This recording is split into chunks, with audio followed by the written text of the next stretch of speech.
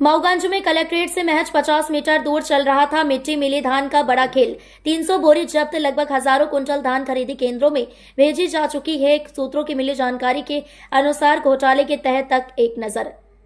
मध्य प्रदेश के मऊगंज जिले में प्रशासन और कानून व्यवस्था पर बड़ा सवाल खड़ा हो गया है।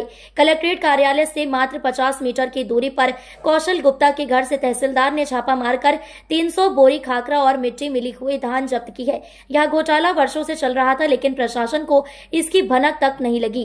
कैसे चलता था गोरख धंधा? सूत्रों के अनुसार कौशल प्रसाद गुप्ता और उनके बेटे केपी गुप्ता इस अवैध कारोबार के मास्टरमाइंड हैं।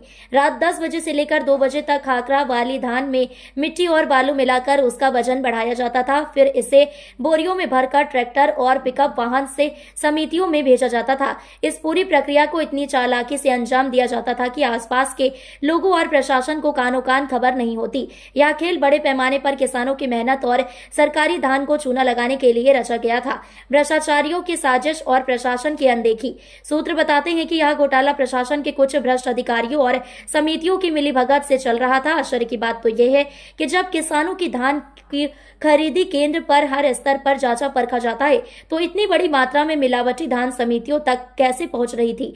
पुराना रिकॉर्ड, 2 साल पहले भी कौशल गुप्ता और केपी गुप्ता पर इसी तरह की कार्रवाई हो चुकी है। फूड इंस्पेक्टर ने उन्हें चेतावनी दी थी, लेकिन अवैध धन कमाने की आदत ने इन्हें फिर से इस खेल में झोंक दिया। घोटाले का पर्दाफाश कैसे हुआ?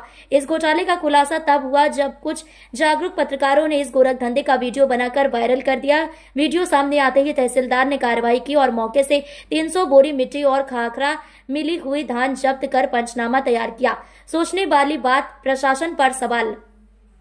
यह घटना प्रशासन की कार्यप्रणाली और भ्रष्टाचार को उजागर करती है। किसान जो अपनी मेहनत की फसल को बेचने के लिए कई चरणों की जांच से गुजरता है, वहीं कौशल गुप्ता जैसे व्यापारी मिलावटी धान को बिना किसी रोक टोक के बेच देते हैं। यह कानून और व्यवस्था पर बड़ा सवाल खड़ा करता है।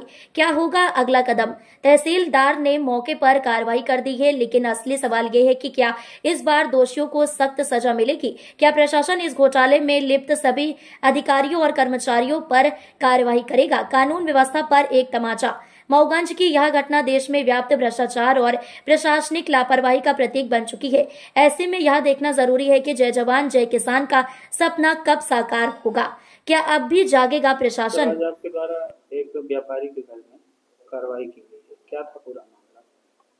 मामला यह था कि ये जानकारी मिली थी कि धान के खखरा में कुछ मिलाकर कुछ बिक्री करने का फिराक में है। तो शिकायत मिलने पर हम गए, अपने टीम के साथ जांच किए। जांच में पाई कि कृष्णपाल गुप्ता अपने घर के पीछे बहुत सारी बोरियों में खखरा भर रहे थे। उसमें हल्का मिट्टी भी मिले हुए हैं। उसकी लगभग 35 से 40 किलो की वजन वाली रही और उसका जांच करके उसको उन्हीं को सुपुर्द किया गया है। बाकी आगे कार्रवाई के लिए वरिष्ठ अधिकारी को लेख किया जा रहा है। ये सर कितना दिन से ये काम चल रहा था? अभी तो बहुत उसकी ज़्यादा जानकारी नहीं, लेकिन ऐसा लग रहा था मौके पे पड़े बोरियों से लगा 3-4 दिन से ऐसा कुछ समझ में आया।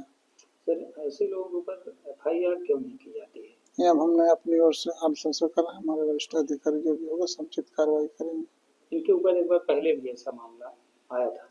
इसके तो मुझे संज्ञान में नहीं है, लेकिन यदि ऐसा है तो हम निश्चित रूप से जो भी होगा नियमानुसार उनके ऊपर कड़ी कार्रवाई की जाएगी।